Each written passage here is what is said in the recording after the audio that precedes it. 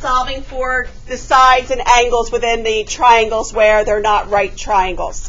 The formulas we're going to be taking a look at today are two different formulas that we can use to calculate area of triangles. Now, you guys are familiar with the area of a triangle, 1/2 base times height.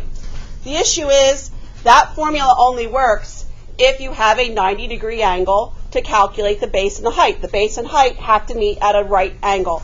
So these are formulas we can use to calculate the area of triangles where we don't have that right angle, where we don't know what the base or what the height is. So we can use these formulas to calculate area of oblique triangles when you don't have a right triangle. So that's what section 6.4 is. So turn the page.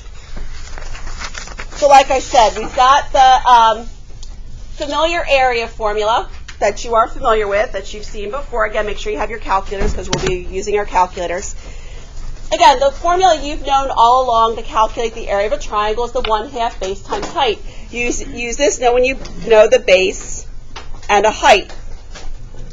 So now remember, when you have a triangle, the base and the height have to meet at that 90-degree angle. So in order to use that formula, you have to know you have to have a right angle.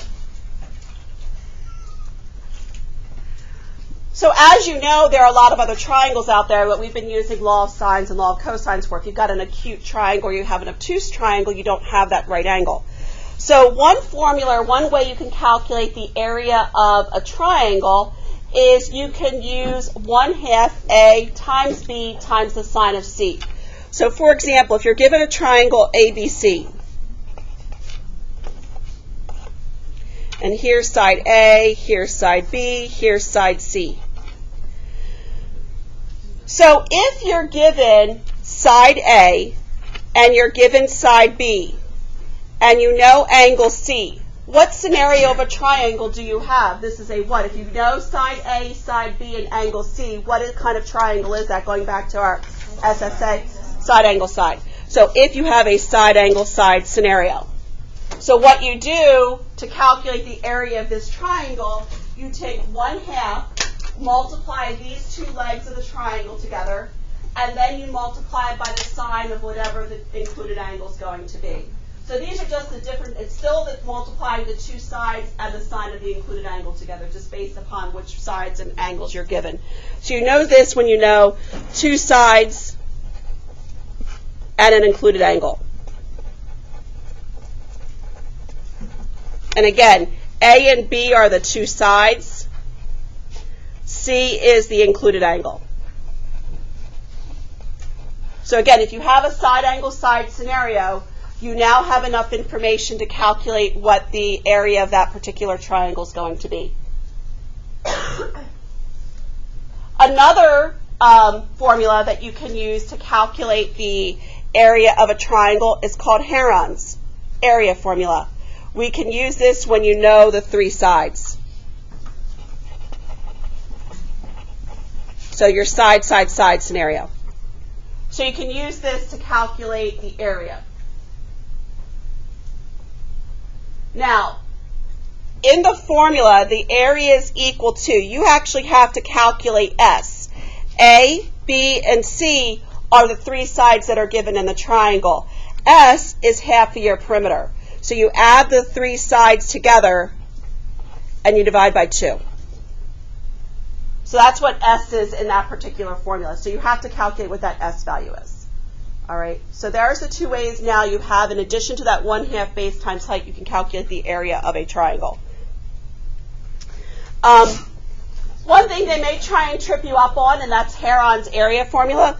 Make sure that you actually have a triangle that exists with the three given sides. So back in geometry, you learned a theorem where in order for a triangle to exist given the three sides, do you remember you have to add what two sides of the triangle together, and it has to be greater than the longest side. So remember, you have to make sure you take your two shortest sides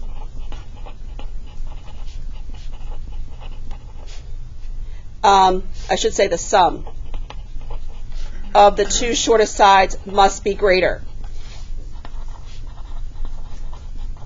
than the longest side. Somebody mentioned the hypotenuse, which is true. However, these are not right triangles that we're dealing with. So remember, the triangle inequality theorem from geometry states you take the sum of the two shortest sides, and that sum must be greater than the longest side. Yes, George? So if the triangle's drawn out and given to me, can I just assume that it exists, or should I still check it? If it's drawn, you can probably pretty much tell. Okay. So for example, do these three sides, in example A, do these three sides form a triangle? Well, your two shortest sides are what? 2 and 3. So the question is 2 plus 3 greater than your longest side of 4? So is that a true inequality? Yes. So since 5 is greater than 4, then yes, we do have a triangle. Look at B. We have sides 1, 2, 3. Is 1 plus 2 greater than 3? No. 3 is not greater than 3, so this is a case where no triangle can exist. 1, 1, and 3. Is 1 plus 1 greater than 3? No. So, any questions on, given the three sides, how you know if a triangle exists? Yes? Yes, exactly. You can't find it. You can't find the area because it doesn't exist. All right, so again, remember, you have to know all three sides. You have to know two sides and included angle. So sometimes they may not give you directly that information, but you may have to use law of sines or law of cosines to fill in a piece that so then you can calculate the area. Remember, these are not right triangles, so you don't have that 1/2 base times height. Obviously, if you know a base and a height and it's a right triangle, you can go back and use that other formula. So for example, find the area of this particular triangle. What do we know? What scenario do we have? It has to be a right triangle, side angle side, or side side side. So let's say we have a side angle side. So to calculate this area, it's going to be 1/2 times the two sides that are given times the sine of the included angle. What mode does my calculator need to be in, guys? Degrees. How do you know it has to be in degrees? Yep, because the angle's given in degrees. So now in my calculator, I'm just going to type in 1/2 or 0.5 times 2 times 5 times the sine of 20. So this area is about, how many decimal places, by the way, am I always rounding to? 3. 1.710. So that's how you use the first area formula. So if it's a side angle side, then again, you take 1/2 times the two sides that are given times the sine of the included angle. Remember, that angle has got to be included to use this formula. Yes, Emily? Would we put that in centimeters squared? Yes, centimeters squared. Thank you. And the formula is going to be given to us. Yes. Okay. Number 2. So which scenario do I have here? I've got, what do I know about this triangle? I know what? Side, side, side. So then I can use Heron's area formula. So again, Heron's area formula is equal to the square root of S times S minus A, S minus B, times S minus C. Remember, S is equal to half the perimeter. So we have to add the three sides together and divide by 2. 9.5. So 11, that's going to give me 19 over 2, or 9.5. Okay. So then in my formula, I'm going to take 9.5 times 9.5 minus 6 times 9.5 minus 5 times 9.5 minus 8. Some of you, I'm noticing, you are hurting yourselves. You're just writing answers for calculator problems. And I know all of us are perfect and none of us ever make careless mistakes. Guys, I can't give you any partial credit. If you accidentally type something in your calculator incorrectly, and I see no work to go along with this.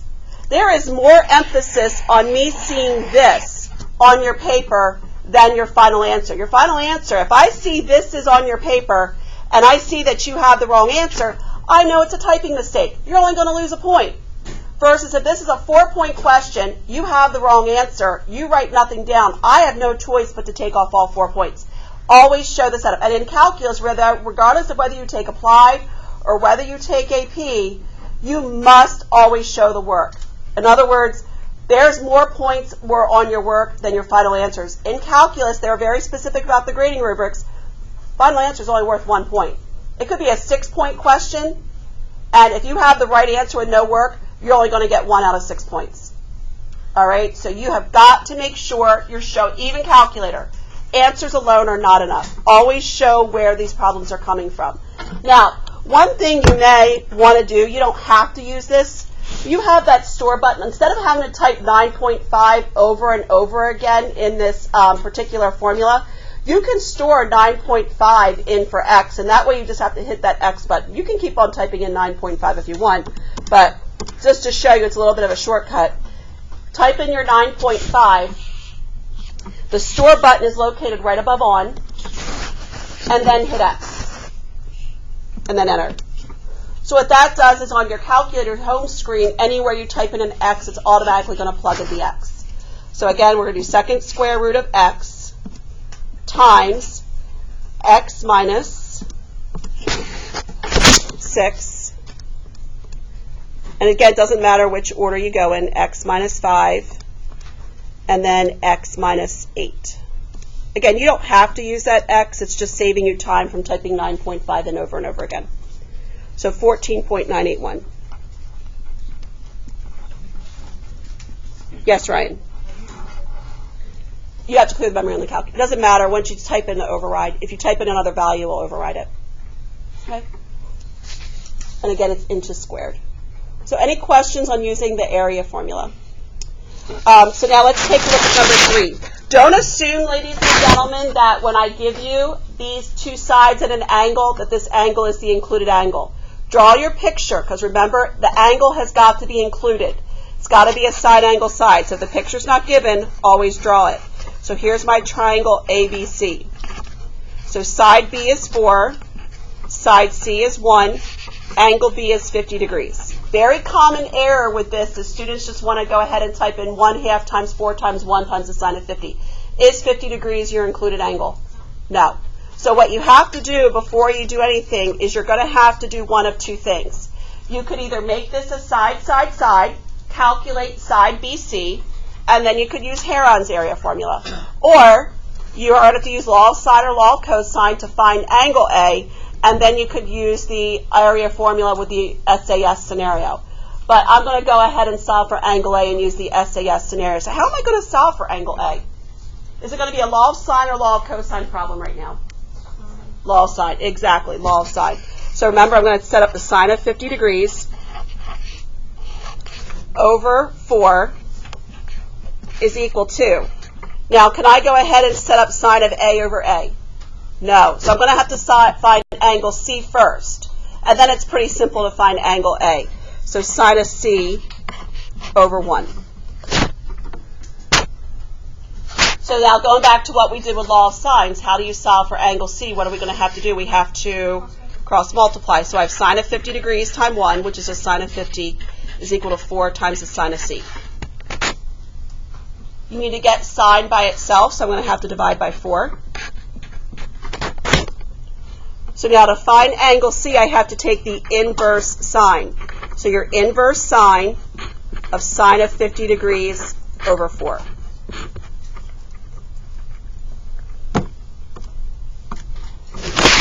Second sine of sine of 50 degrees divided by 4. So I have with angle C to be 11.041 degrees. How do you find angle A? Now that you know two of the three angles, what can you do? You can do what with these two values? Add them together and do what? Subtract it from 180. So 11.041 added to 50. Subtract that from 180. That gives me 118.959 degrees. Like I said, before you jump, you may have to use law of sines or law of cosines to find the missing pieces you need to calculate the area. So any questions where I found angle A to be 118.959 degrees? Now I know my two sides and the included angle. So now I can go ahead and calculate the area. So my area is going to be equal to 1/2 times 1 times 4 times the sine of 118.959 degrees.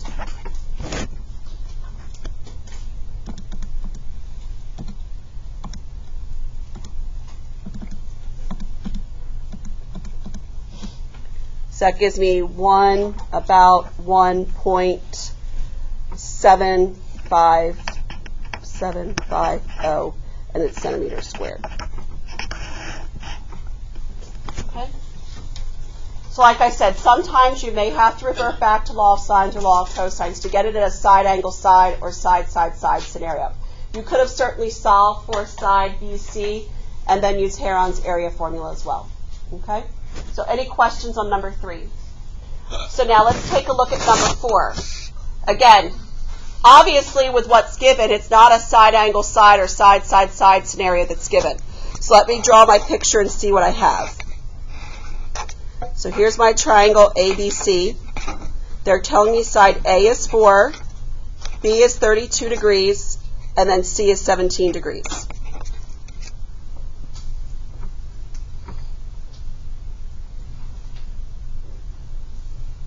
What would be shorter here? To use the side angle side scenario or side? Side angle side, exactly, because this way we only have to solve for one side, not 2. So the question is, it's kind of an eeny, meeny, miny, mo. It's up to you.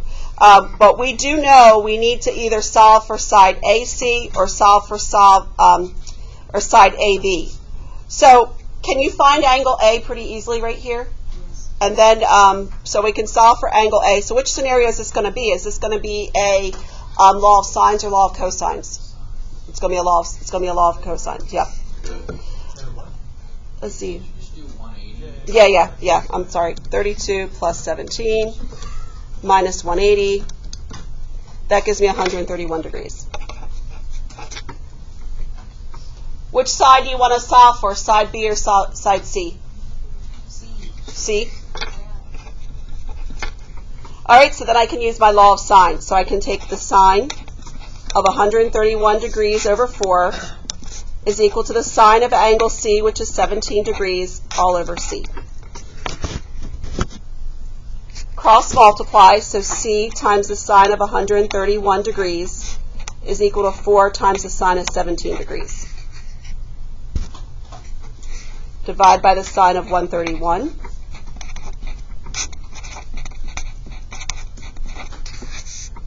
So 4 times the sine of 17 divided by the sine of 131. So side C is about 1.5495.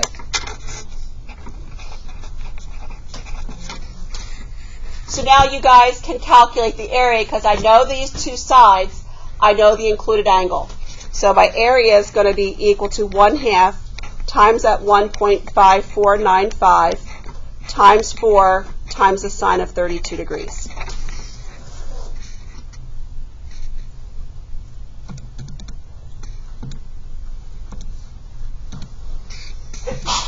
Bless you. So with 1.6423 inches squared. So like I said, guys, just make sure if it's not a side angle side or side, you've got to find the pieces of the triangle to make it a side angle side or side. So any questions on that example there?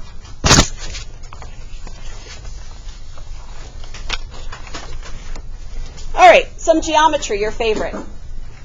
Find the area of the segment of a circle whose radius is 5 inches formed by a central angle of 40 degrees. So let's go ahead first of all and talk about, refresh our memory from geometry, what a segment of a circle is. So I know what my radius is. My radius is 5.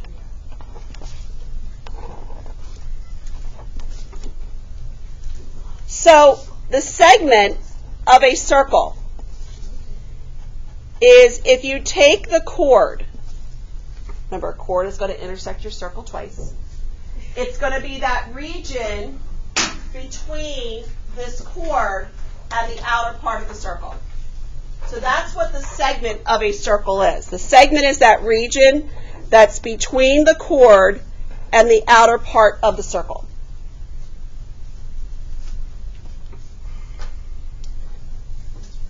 And they're saying that my central angle is 40 degrees. Obviously, my picture's not drawn to scale. Any thoughts on how you can do this? Yeah, George? Could bisect the 40 degrees and then have two right triangles. Yep, you could do that. But could we also find the area of that triangle that's given? Yeah. Because it's side angle side. Do we know how to find the area of the whole circle? You know how to find the area of a whole circle? What's the formula to find the area of a whole circle? Not 2 pi r, but pi r squared. So remember, the area of a whole circle is pi r squared. But now remember, the whole circle makes up 360 degrees, doesn't it? So I only really want to know what the area of the circle is going to be for 40 degrees proportion of this, don't I? So what could I do with the area of the whole entire circle? Because if I can find the area just of this part of the circle and subtract from that the area of the triangle, that will give me the area of the segment. So remember, to calculate the area of the circle with just the 40 degrees, I know the whole circle is going to be pi times 5 squared. But I know that the whole circle is 360 degrees. So I want to make a proportion for the part of the circle that I want to find the area for. So I can multiply that whole area by the 40 degrees over 360 degrees. So with that proportion, 40 degrees divided by 360, the area of this region of the circle is going to be 25 pi times 40 over 360 reduces to 1/9. Because 40 degrees is 1/9 of the circle. So I can find the area of the whole circle and multiply it by 1/9. So that gives me the area of the circle. So now let's talk about the area of the triangle. What do I know about this triangle? I know it's not a right triangle, but I do know the side angle side, don't I? So I can calculate the area of the triangle by taking 1/2 times 5 times 5 times the sine of 40 degrees. So then, once I do these calculations to find the area of the segment, I'm going to take the area of the circle minus the area of the triangle.